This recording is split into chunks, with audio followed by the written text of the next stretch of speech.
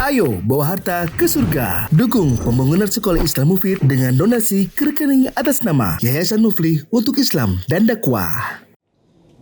Bismillahirrahmanirrahim. Assalamualaikum warahmatullahi wabarakatuh.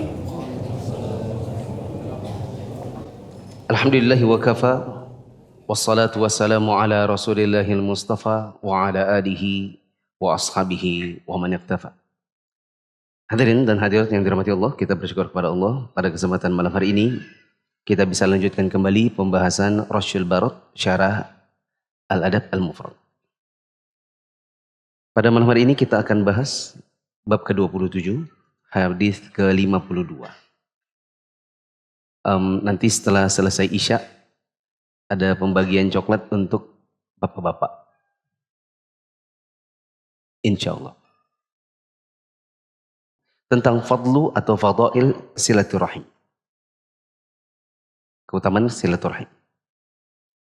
Hadis ke-52, Muhammad bin Ubaidillah mengabarkan kepada kami, dia berkata, Ibnu Abi Hazm mengabarkan kepada kami dari Al-Ala, dari ayahnya. An Abi Hurairah qala, dari Abu Hurairah dia berkata, ata rajulun an-nabiyya sallallahu alaihi wasallam.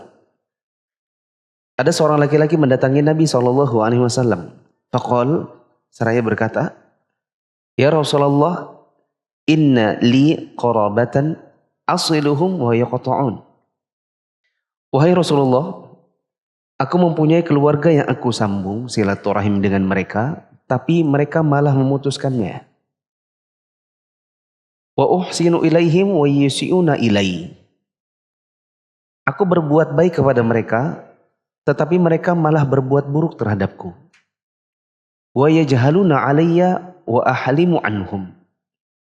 Mereka suka bersikap keras terhadapku, pura-pura tidak kenal, pura-pura tidak tahu. Padahal aku senantiasa bersikap sabar dan lapang terhadap mereka. Ya. Jamaah, ada perasaan gini ya kadang-kadang. Jadi sebagian keluarga itu ada modelnya dia dengan sepupu, bahkan dengan yang saudara kandung. Apalagi kalau sudah berbeda status ekonomi, kadang-kadang gini. Kita berusaha untuk silaturahim, mereka putus. Kita berbuat baik, mereka berbuat buruk. Kita berusaha untuk lemah lembut, mereka malah keras. Kadang-kadang di sebagian keluarga seperti itu. Antara dua, antara nyombong sama hasad. Yang sombong ini misalnya dulu kecil sama-sama, sekarang sepupunya sudah jadi orang kaya, kemudian sombong. Jadi kayak nggak mau tahu gitu. Jangan tegur sama dia. Pokoknya ada urusan sama yang itu meskipun sepupu. Nanti dia suka minta-minta. Ini bagi yang kaya. Sebaliknya ada kalanya sepupunya saudara orang kaya, yang di sini yang hasad. Allah paling korupsi. Allah itu kan. Jadi mereka berusaha untuk berbuat buruk terhadap yang kaya lantaran sikap apa? Hasad. Memang iri. Apa kata Nabi SAW? La in kana kama taqul ka'annama tusiffuhumul malla wa la yazalu ma'aka minallahi zahirun alaihim ma dumta ala dhalik. Nabi SAW mengatakan kalau memang demikian keadaannya, stabiloi atau garis bawahi kata-kata kalau memang demikian halnya. Nanti ada faedah di sini. Kalau memang demikian halnya seperti yang engkau katakan, maka seolah-olah engkau memberikan kepada mereka makanan dari bara api neraka. Dan Allah senantiasa menjadi penolongmu selama engkau tetap seperti itu. Allah akan senantiasa memberikan atau mengirimkan kepadamu penolong selama engkau tetap seperti itu. Jemaah yang dirahmati Allah, dari hadis ke-52 ini kita bisa ambil kesimpulan umum terlebih dahulu, bahwa apabila seseorang sudah berusaha berbuat baik dan menyambung silaturahim dengan keluarganya, tapi ternyata keluarganya bersikap sebaliknya, maka hendaklah dia bersabar. Dan ini juga menjadi peringatan apabila ada orang bersikap seperti keluarganya itu, mereka seperti makan bara api neraka. Sementara yang disikapi dengan buruk, justru Allah berikan kepada mereka penolong. Ibaratnya kita bilang, kalau Anda hasad sama keluarga-keluarga Anda yang mungkin mereka lebih depan dari sisi ekonomi, lalu Anda berusaha untuk berbuat buruk, justru Anda yang dapat bara api neraka, mereka tambah ditolong oleh Allah. Sehingga kedengkian Anda kepada mereka pun akan semakin bertambah. Dan memang orang dengki, iri itu seperti itu. Semakin sakit hati manakala yang diirii atau yang didengkii bertambah, ya, lebih daripada yang kondisinya selama ini membuat mereka dengki. Jemaah yang dirahmati Allah, kata penulis, penjelasan kata qarabatun itu artinya kerabat. Ya jahaluna alayya, maksudnya bersikap jahil, pura-pura ndak tahu, pura-pura ndak kenal, pura-pura bukan keluarga. Dengan cara mencaci dan bersikap keras. Ahlimu anhum, maksudnya adalah yang ngadu ini bersabar dan memberi maaf. Al-malla itu pasir yang panas. Tusifuhum artinya engkau melemparkan kepada mereka seakan engkau memberikannya makanan. Ini adalah penyerupaan dengan sakit yang dirasakan seperti orang yang makan pasir panas. Orang yang telah berbuat baik sama sekali tidak berdosa. Bahkan mereka lah yang berdosa karena memutuskan silaturahim. Zahirun alaihim maksudnya adalah Allah akan kirim penolong, ya, untuk menolak gangguan keluarganya yang demikian. Boleh catat dekat situ terlebih dahulu. Bila kita berusaha berbuat baik tapi dibalas dengan buruk oleh keluarga, maka satu, bila kita berusaha untuk berbuat baik tapi malah dibalas buruk oleh keluarga sendiri, maka satu, itu ujian keikhlasan. Itu ujian keikhlasan. Mungkin Allah memang ingin menguji kita. Kita itu ngasih kepada mereka, berbuat baik kepada mereka, itu sebenarnya tujuannya apa? Kalau ternyata hanya untuk dibilang supaya di keluarga itu dikenal si yang suka ngasih. Itu loh si anu itu, Masya Allah. Pokoknya sering dipuji-puji. Supaya nanti kalau ada lebaran, kalau ada pernikahan, begitu kita datang semua orang kayak nyalamin. Supaya kayak paling terhormat di kalangan keluarga. Maka kita nggak dapat apa-apa kecuali sekedar penghormatan saja. Di sisi Allah nggak ada pahalanya karena bukan keikhlasan. Jadi memang itu ujian keikhlasan.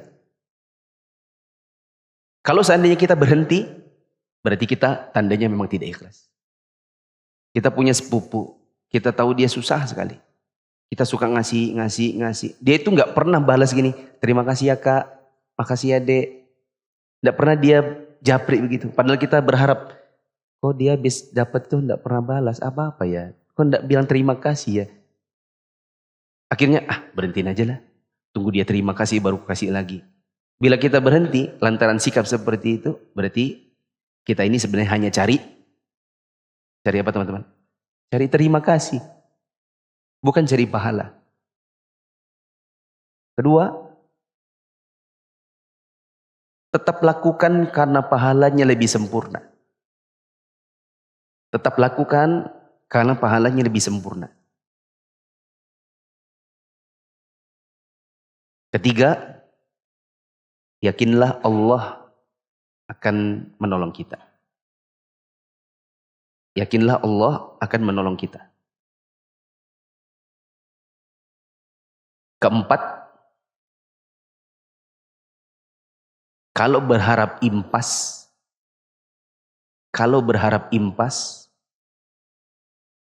maka itu bukan silaturahim yang benar. Kalau berharap impas, berarti bukan silaturahim yang benar. Dalilnya ada di papan tulis. Kalau sempat nulis tadi, alhamdulillah. Kalau tidak sempat, nanti tinggal jepret di rumah, tinggal salin. Ada di bagian sini. Kata Nabi SAW, Laisal wasilu bil mukafi, walakinnal wasila alladhi idza inqata'at rahimuhu wasalaha. Rawahul Bukhari wa Abu Dawud Ahmad. Bukanlah yang disebut dengan si penyambung silaturahim yang tipenya tipe mukafi. Apa itu mukafi? Yang suka impas. Yang kalau ngasih, kamu harus kasih aku juga. Yang maunya kalau ku kasih, kamu harus kasih. Kalau kamu ndak, ya sudah aku ndak juga. Itu namanya pengennya impas. Kayak antum sama teman antum, baru dibilang bestie itu kalau ndak mikir aku traktir besok kamu lagi. Itu bukan bestie namanya. Bestie itu kalau perlu rebutan, tiap kali makan bareng selalu mau dia yang bayar. Itu namanya bestie. Bukan bestie kalau kamu lagi dong. Iya aku kemarin sudah dia 40.000, kamu lagi dong. Itu namanya bukan bestie. Pisah aja untuk kamu, bukan bestie kayak gitu. Ya. Bukan tipe penyambung orang yang suka cari impas. Tetapi yang namanya penyambung itu adalah yang apabila silaturahimnya diputusin orang, diputusin keluarganya, dia tetap nyambung. Sampai-sampai di antara para ulama ada yang bilang manusia, ini saya pakai bahasa Indonesia di bagian sini biar antum tidak mengira ini hadis. Manusia dalam silaturahim itu ada 3. Ada yang tipenya qati', yaitu yang tipe suka pemutus. Ada yang tipenya wasil. Apa itu wasil? Penyambung. Dan ada juga tipe yang ketiga, tipe mukafi. Apa itu? Yang suka impas. Yang benar itu yang wasil. Dan yang suka impas itu bukan wasil. Dia orang lain lagi modelnya. Apalagi qati'. Jangan perhitungan sama keluarga sendiri. Jangan bilang, kakakku kemarin ngasih aku yang ini. Kalau gitu kau balas yang sama. Kalau perlu, jangan bilang, aku kasih yang lebih. Bukan. Kalau perlu dia jangan pernah ngasih, kita terus yang ngasih sama dia. Menunjukkan kita tidak butuh yang namanya balasan. Teman-teman yang dirahmati Allah, sakit hati saat kita dibalas oleh orang dengan keburukan itu ada beberapa model. Seperti sakit hati ketika kita baik tapi nggak pernah dibalas, itu satu.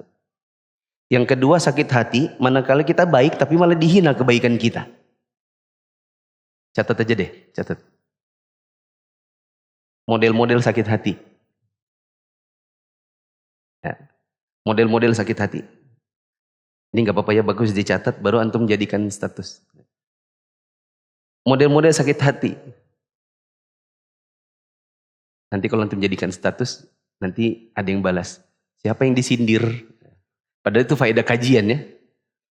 Satu, baik tapi tidak dibalas. Contohnya kita sudah kirim sesuatu buat keluarga, bahkan itu rutinitas, tapi tidak pernah balas sama sekali. Kirim terima kasih jazakallah khairan itu tidak mau. Dia sendiri kayak seolah-olah tidak butuh. Ya, tapi ketika kita tidak kasih, dia ngomong sama yang lain. Tolong dong bilangin sama dia, aku juga dong. Sebenarnya dia butuh, tapi karena sombong dengan yang namanya silaturahim, dia nggak pernah mau bilang terima kasih. 2, kita baik, tapi malah dihina kebaikannya. Baik dan kebaikan kita dihina. Misalnya kita kasih dia beras yang nggak terlalu bagus apa ya?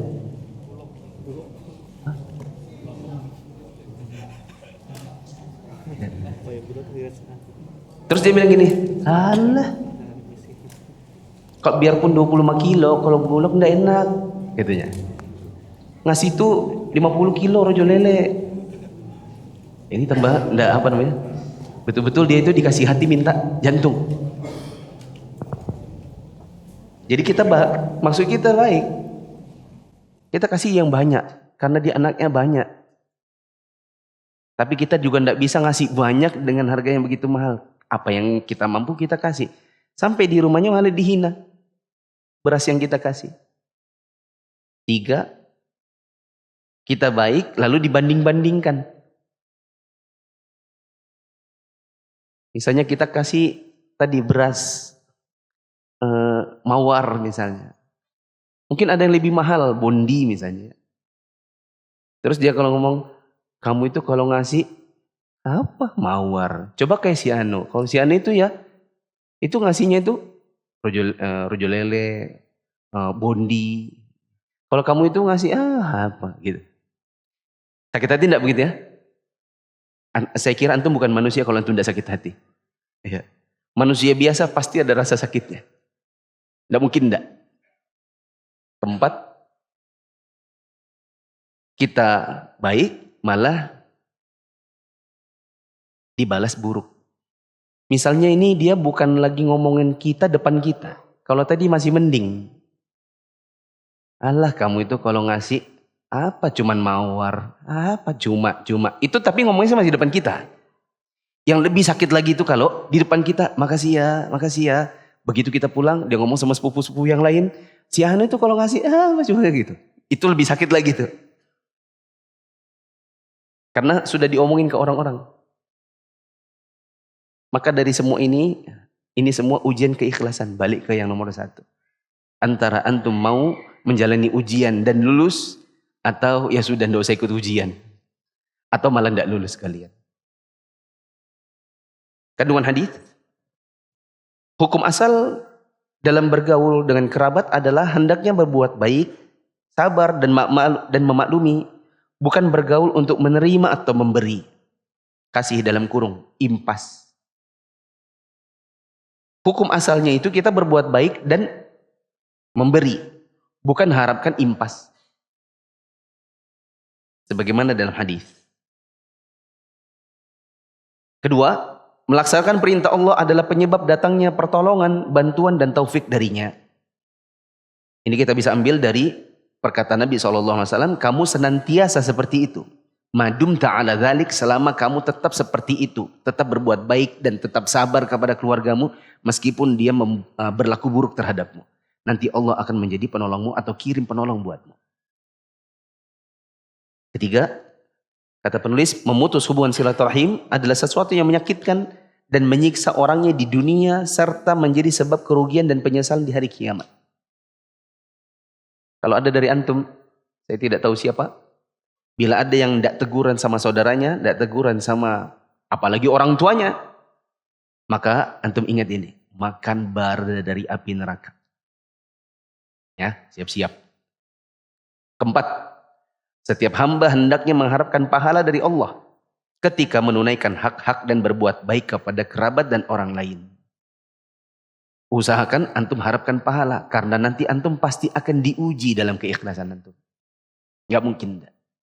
Pasti akan datang ujiannya, antum tersakiti dengan satu dari 4 model ini. Apa saja jadi modelnya? Kita baik, gak dikasih balasan. Bahkan teriak terima kasih. 2, kita baik, malah dihina. 3, dibanding-bandingkan. Yang keempat, malah ditambah dengan yang buruk. Kandungan hadis kelima tidak ada di situ. Boleh dicatat. Yang tadi antum stabiloi, antum garis bawahi kata-kata Nabi SAW. Kalau memang demikian ceritanya. Faedahnya adalah, kalau dapat cerita, maka usahakan tengah-tengah. Kalau dapat cerita, maka usahakan tengah-tengah. Tengah-tengah ini gimana? Jangan langsung antum memihak kepada yang cerita. Belum tentu ceritanya seperti keadaan aslinya. Yang kedua, kalaupun antum punya kecondongan terhadap ceritanya, maka beritahukan kepada yang cerita ini, kalau memang demikian begitu. Supaya kita itu tidak, kalau kita dapat cerita langsung ditelan mentah-mentah, lalu kemudian kita langsung menunjukkan keberpihakan, padahal bisa jadi orang ini bersilat lidah. Tapi Ustaz, saya udah percaya sama dia, meskipun kita percaya. Kadang-kadang ceritanya tidak seperti itu. Kecuali ada bukti. Ada saksi. 53, Ismail bin Uwais mengabarkan kepada kami, dia berkata, saudaraku mengabarkan kepadaku dari Sulaiman bin Bilal, dari Muhammad bin Abi Atiq, dari Ibnu Syihab, dari Abu Salamah bin Abdurrahman, dari Abu Ra'ad, dari Abu Radad Al-Laits mengabarkan kepadanya an Abdurrahman ibn Auf radhiyallahu anhu. Dari Abdurrahman bin Auf radhiyallahu anhu, annahu sami'a Rasulullah sallallahu alaihi wasallam yaqul, bahwa dia pernah mendengar Rasulullah sallallahu alaihi wasallam bersabda, qala Allahu azza wa jalla, Ar-Rahmanu wa ana khalaqtur rahim washtaqaqtu laha min ismi faman wasalaha wasaltuhu waman qata'aha batattuhu. Rasulullah bersabda bahwa Allah berfirman, berarti hadis ini hadis qudsi. Allah berfirman, aku adalah Ar-Rahman yang maha penyayang. Aku menciptakan rahim dan aku ambil nama rahim dari namaku. Maksudnya kata rahim itu satu akar kata dengan Ar-Rahman. Aku ambil istilah yang namanya rahim, silaturahim, rahimnya mama, rahim dalam perut ibu. Itu diambil dari nama Allah yaitu Ar-Rahman.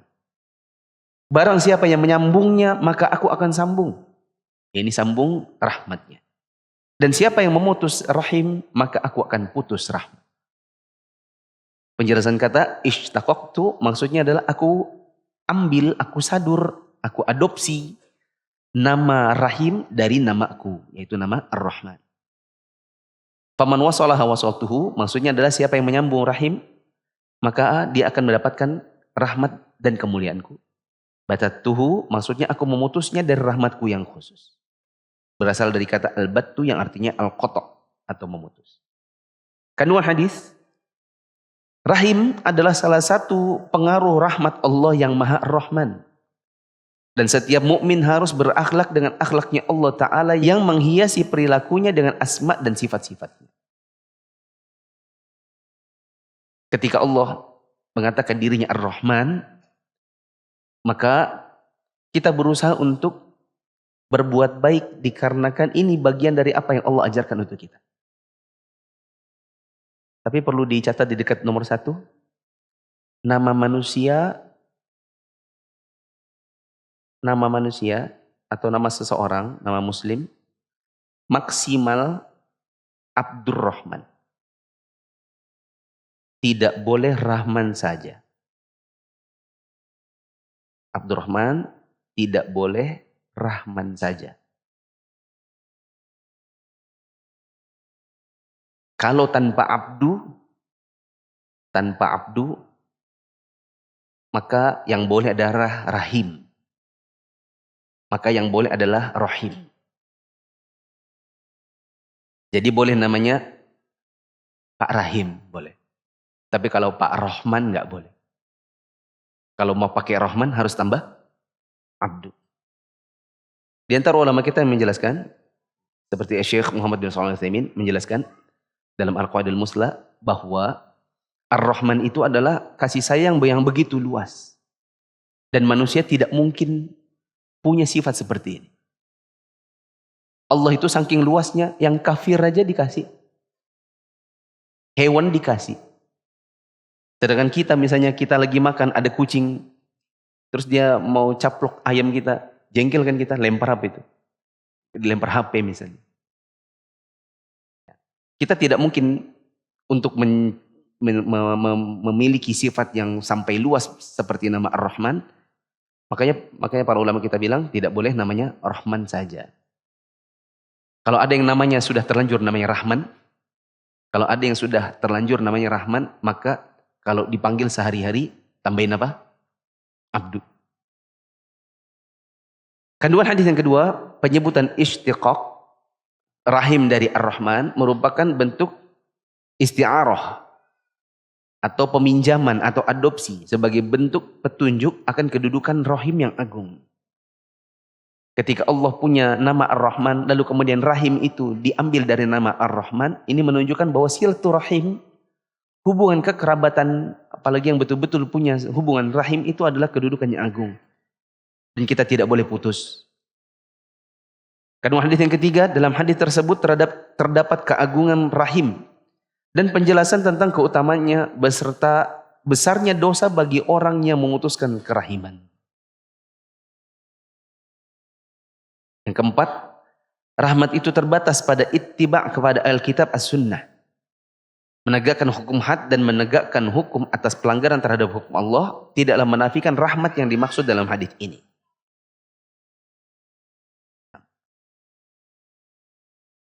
Hadis ke-54. Musa bin Ismail mengabarkan kepada kami, dia berkata, Abu Awanah mengabarkan kepada kami dari Uthman bin Al-Mughirah. An Abil Anbas qala dakhaltu ala Abdullah ibn Amr fil Wahti. Yakni ardun lahu bit Taif. Dari Abu Anbas dia berkata, aku menemui Abdullah bin Amr di Wahat. Wahat itu adalah sebidang tanah miliknya di Taif. Faqal atafa lana an-nabiy sallallahu alaihi wasallam isba'ahu. Faqal ar-rahimu shajanatun minar rahman. Man yasiluha yasiluhu wa man yaqta'uha yaqta'uh. Laha lisanun talqun dzalqun yaumil qiyamah. Ketika itu Abdullah bin Amr berkata bahwa Rasulullah SAW pernah menyilangkan jari jemarinya sambil berkata, ini perkataan Nabi, kata rahim itu berasal dari Ar-Rahman. Siapa yang sambung rahim, maka Allah sambung rahmatnya. Siapa yang memutuskannya, maka Allah putus rahmatnya. Rahim punya lidah dan yang lancar dan fasih pada hari kiamat. Rahim punya lidah yang lancar dan fasih pada hari kiamat. Boleh dicatat dekat situ? Dekat kata rahim punya lidah lancar. Pertanyaannya, hubungan silaturahim itu apa punya bentuk nantinya? Jawabannya iya. Bagaimana bisa benda yang abstrak berubah jadi benda konkret? Ini minggu lalu sudah kita kasih contoh di bagian sini. Saya ke sini ya. Contohnya kematian. Amal atau pahala baca Quran. Kematian itu abstrak atau konkret? Abstrak atau konkret? Abstrak. Tapi nanti dia berubah jadi konkret. Sebagaimana yang saya jelaskan di minggu lalu bahwa Nabi SAW mengatakan apabila sudah selesai hisab, maka penduduk surga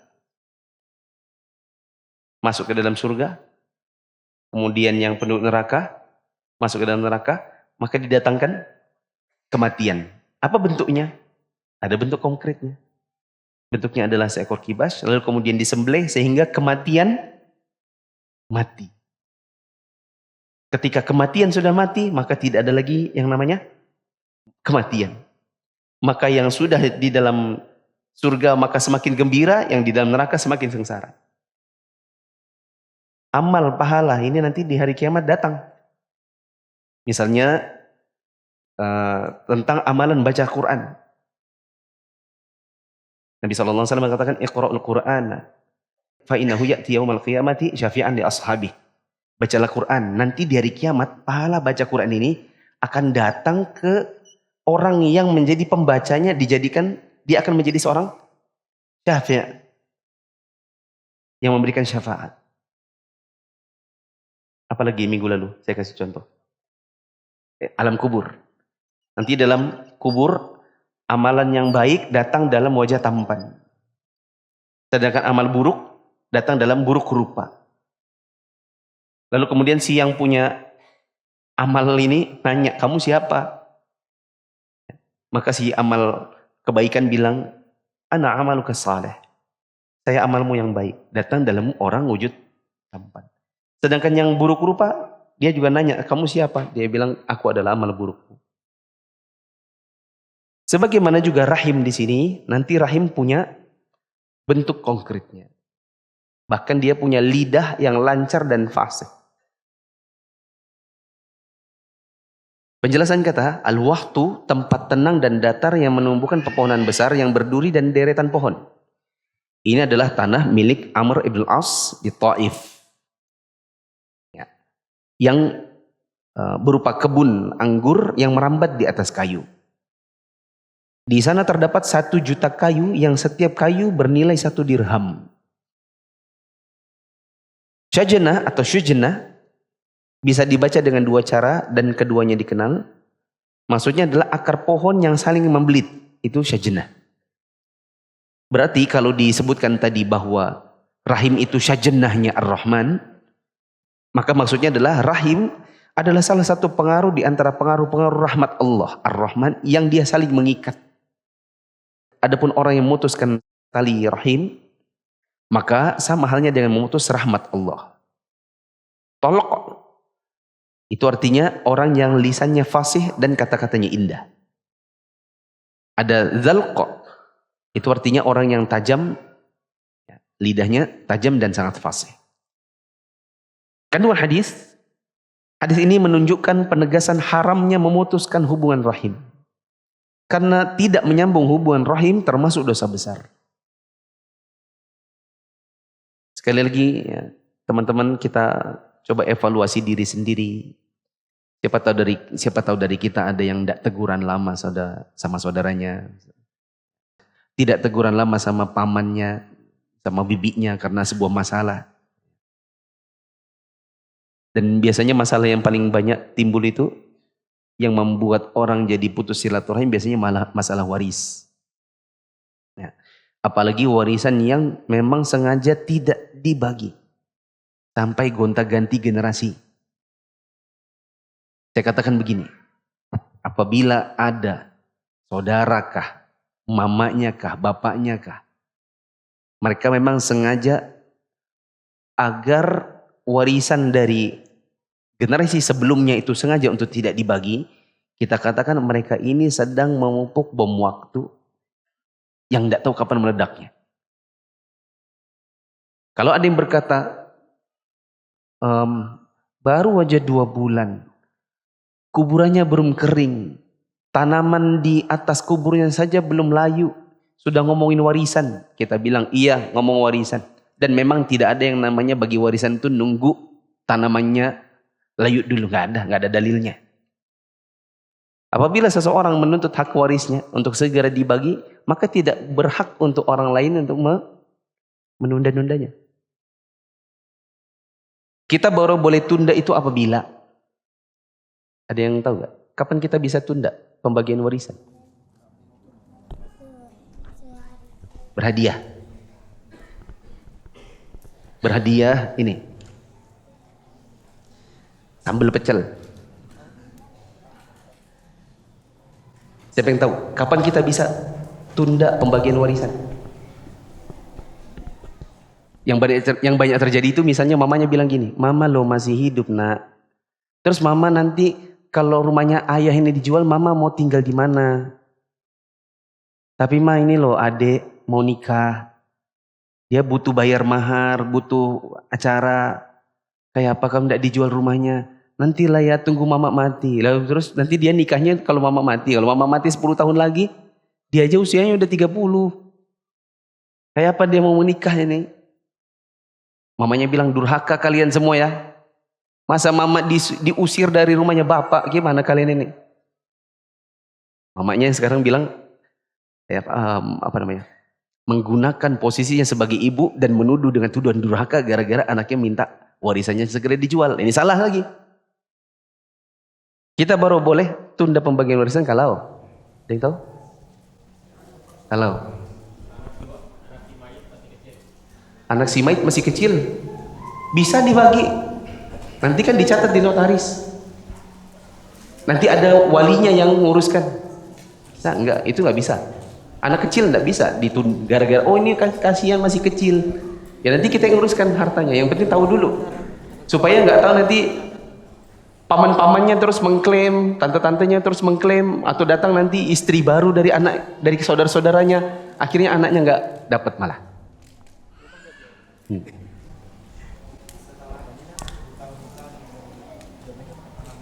Kalau utang-utang belum dibayar, ya bayar. Asetnya masih bentuk, loh kan bisa dibagi. Aset dijual. Ini kita nggak bisa bagi. Ahli warisnya belum terlalu membutuhkan. Ya meskipun belum membutuhkan, kan bisa dicatat dulu. Ayo kita bagi sama ustadz. Meskipun kamu kaya, kita bagi dulu, baru bawa ke notaris. Siapa tahu nanti kamu nikah lagi. Muncul istri-istrimu yang baru, kemudian masing-masing semuanya mengklaim. Gimana? Bikin repot nanti. Catat dulu. Adanya perselisihan, panggil ustadz biar segera selesai dan langsung catat notaris. Jika apa? Jika ada persetujuan. Kalau ada yang tidak setuju,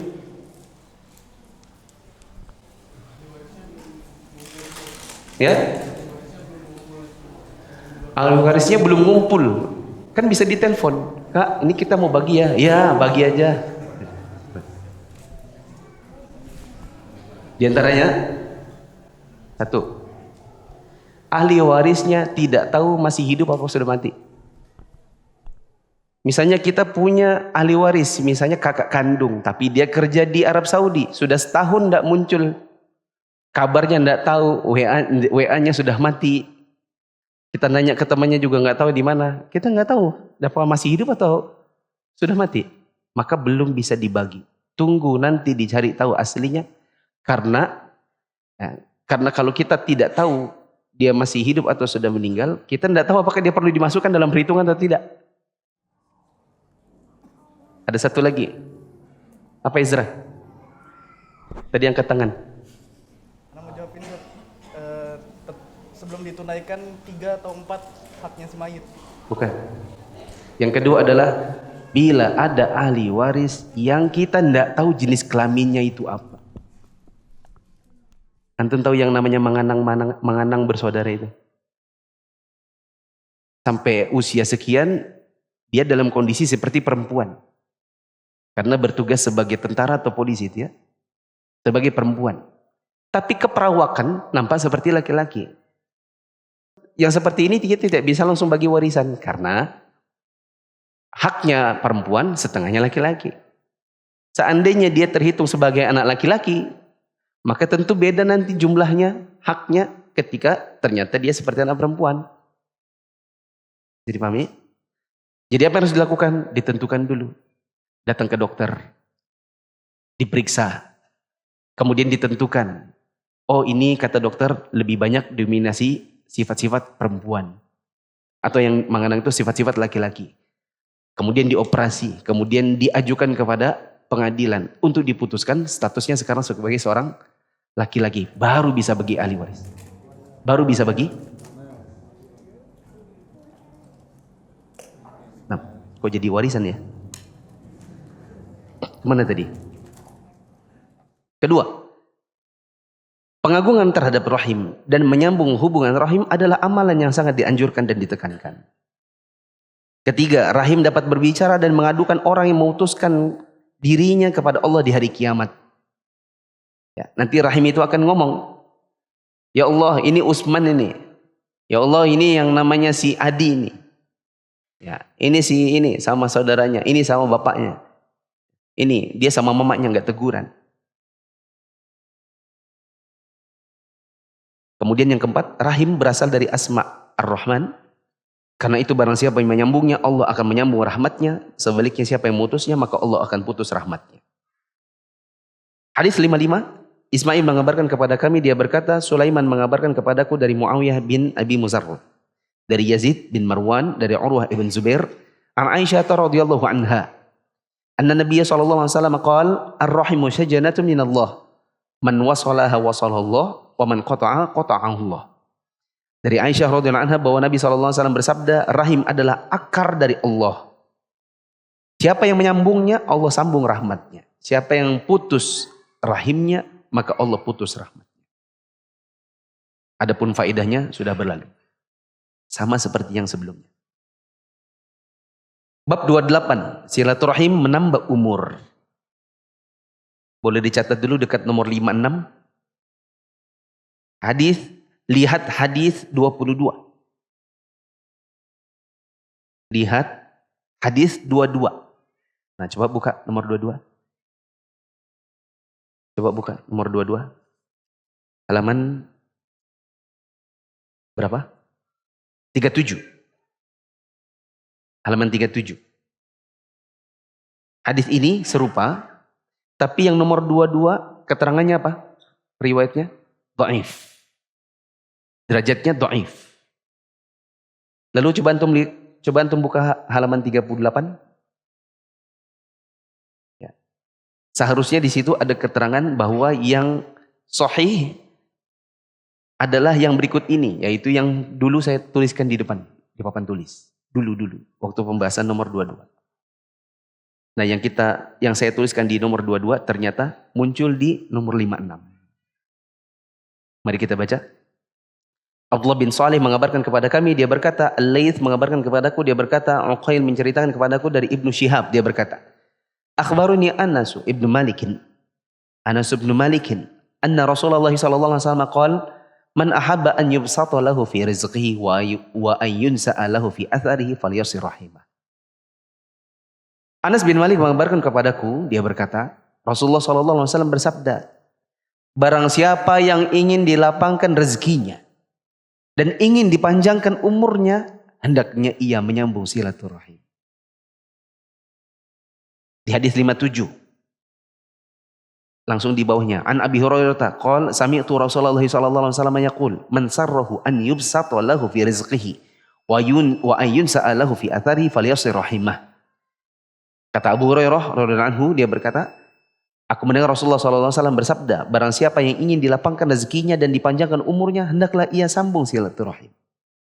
Jadi di sini ada riwayat Anas, ada riwayat Abu Hurairah, yang sama-sama berbunyi, kalau ingin dilapangkan rezeki, dipanjangkan umur, maka sambung apa? Silaturahim. Ya. Penjelasan kata yubsatu lahu fi rizqi, maksudnya diluaskan rezekinya. Yunsa'a fi atharihi, maksudnya diakhirkan dari umurnya atau dari ajalnya. Boleh dicatat di dekat situ. Apa maksudnya panjang umur? Panjang umur adalah satu, ditambah umurnya.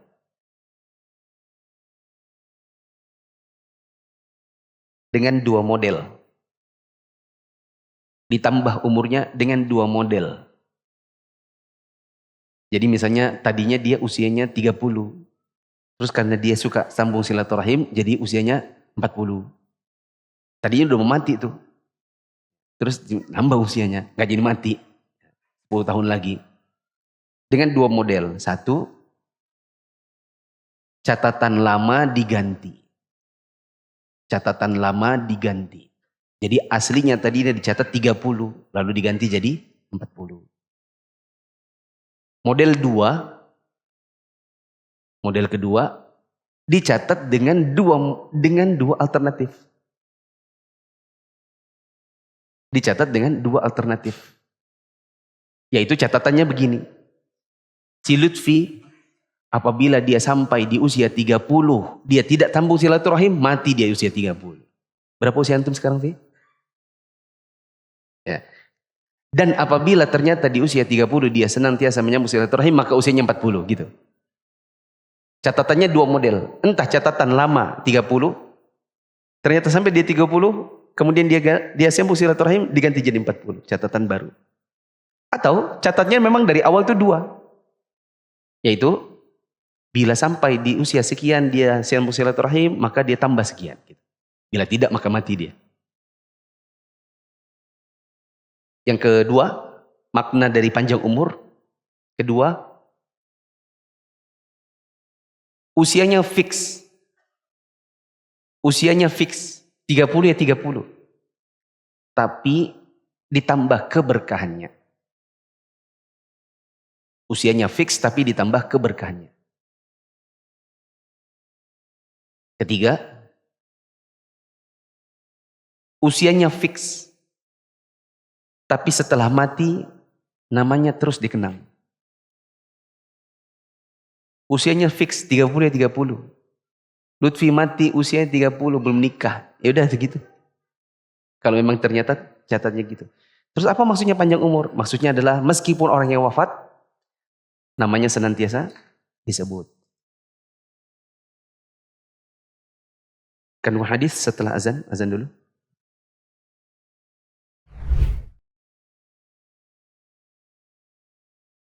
Allahu Akbar, Allahu Akbar, Allahu Akbar, Allahu Akbar. Asyhadu an la ilaha illallah.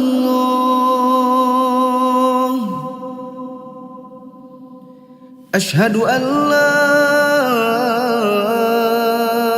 ilaha illallah. Asyhadu anna Muhammadar Rasulullah.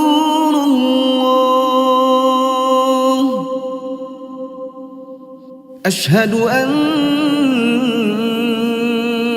Muhammadar Rasulullah.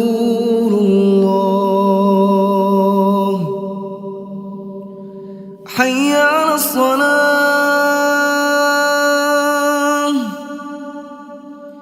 Hayya 'alas salah.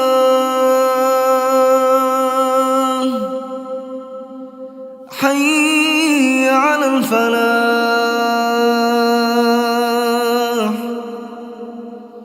Hayya 'alal falah. Allahu Akbar, Allahu Akbar. La ilaha illallah.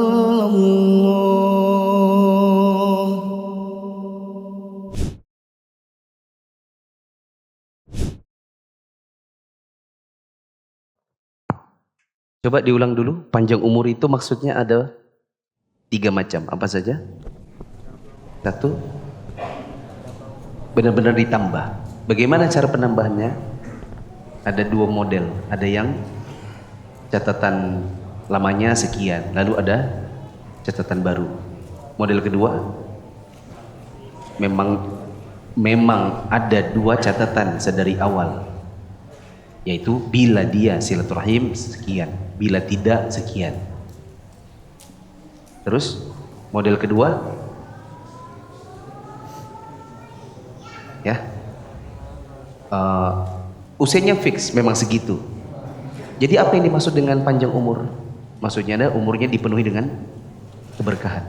Model 3, penafsiran ketiga, usianya memang fix, tapi meskipun dia wafat, orang masih menyebut namanya. Misalnya dikenang, itu loh kayak kakak Ana itu ya, Masya Allah dia itu dulu waktu dia masih hidup. Adapun kalau ditanya, Ustadz bagaimana diluaskan rezekinya bagi orang yang sambung silaturahim, maka ini unlimited kalau kita kasih contoh. Seperti kita silaturahim dengan paman tante waktu kecil dulu, kalau lebaran, antum dikasih apa? Nggak mungkin cuma dicium. Pasti sama tante, sama paman, apalagi kalau dia kaya-kaya, dikasih salam tempel, ya kan? 200, 300, 5.000, 2.000, 10.000. Itu rezeki bukan? Rezeki. Coba kalau nggak ke rumahnya paman tante, dapat? Bisa jadi nggak dapat. Kalau kita sambung silaturahim dengan saudara kandung misalnya, yang dia berkecukupan, terus suatu hari dia bilang, Kak, aku mau umroh, nanti kakakku ajak. Mungkin di dalam pikiran kita, kapan saya pergi umroh? Tiba-tiba dia bilang, saya mau ajak. Itu karena kita sambung silaturahim. Kalau tidak, ya mungkin kita seumur hidup bisa nggak pernah umroh. Contoh yang lain misalnya, orang tua silaturahim sama anaknya. Dia jaga hubungannya sama anaknya. Rezekinya dia, saat dia sudah pensiun, sudah tidak punya penghasilan, anaknya yang kasih. Coba kalau dia sama anaknya kejam, Sedikit-sedikit mukul, sedikit-sedikit nyiksa. Akhirnya anaknya takut sama orang tuanya. Lama-lama akhirnya putus mereka. Orang tuanya dapat apa? Ya, orang tuanya sakit, tidak ada yang urus. Orang tuanya sakit, anaknya cuman ya yang penting kirim duit buat berobat aja dah. Daripada kita nanti ke rumahnya bapak, nanti kita disiksa lagi sama dia. Kandungan hadis menyambung hubungan rahim menjadi penyebab diluaskannya rezeki dan diberikan keberkahan di dalamnya. Al-Allamah Al-Albani berkata, iman bertambah dan berkurang. Dia bertambah dengan ketaatan dan berkurang dengan kemaksiatan. Hal itu tidaklah menafikan ketetapan yang sudah tertulis di Lauhul Mahfuz. Demikian juga umur. Umur bisa bertambah, bisa berkurang sesuai sebab. Hal ini tidak menafikan ketetapan yang tertulis dalam Lauhul Mahfuz. Maksudnya gini teman-teman. Mungkin antum, sebagian dari kita mungkin ada yang bingung ya. Katanya sudah ditulis ajalnya.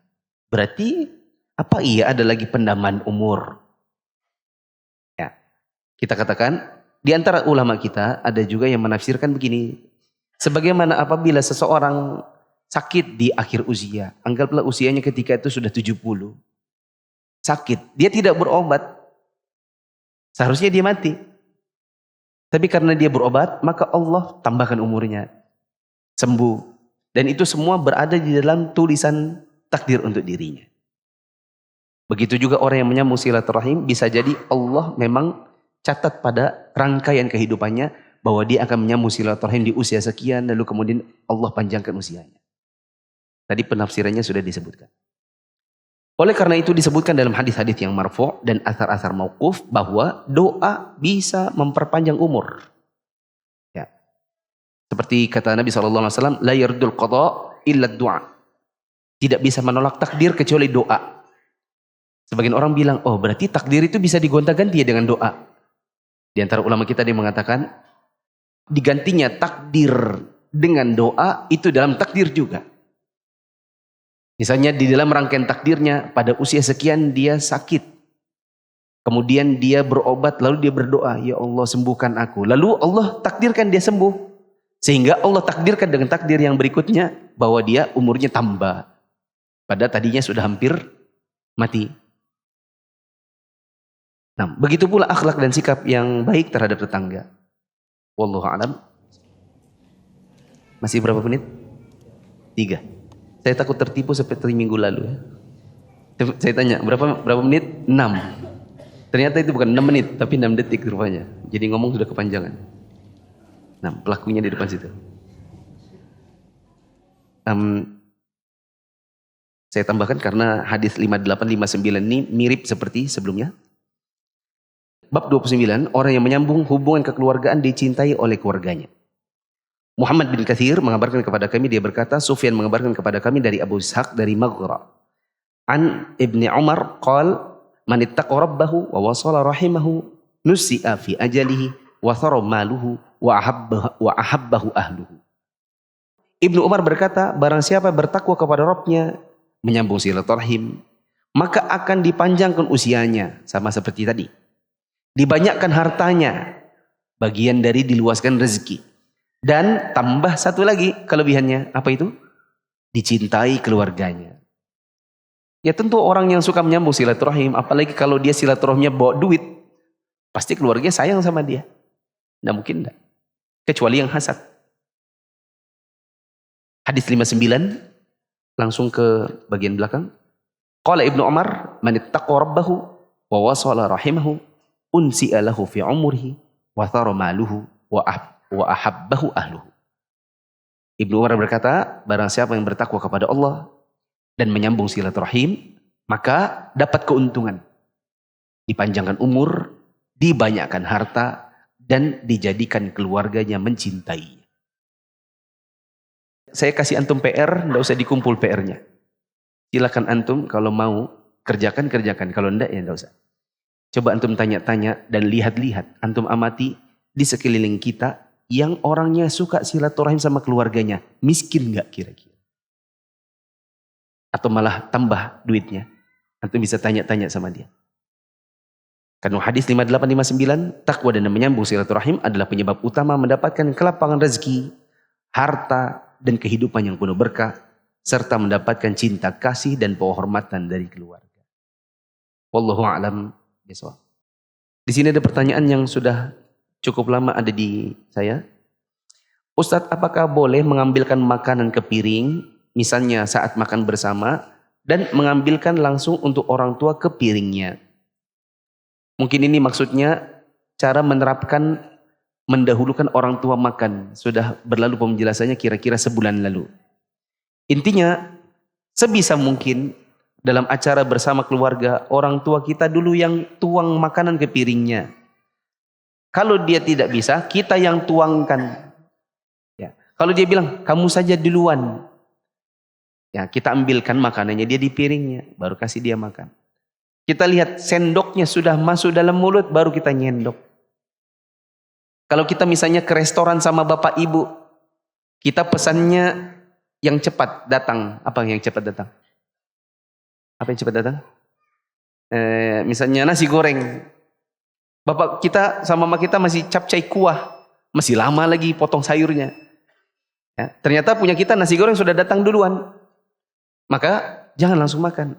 Usahakan tunggu capcaynya mama bapak datang, dia nyuap baru kita nyuap. Kalau kita sudah sangat kelaparan, kita bilang, "Mak, lapar sudah saya." Dia bilang, "Makan dulu." "Makan sudah, makan sudah."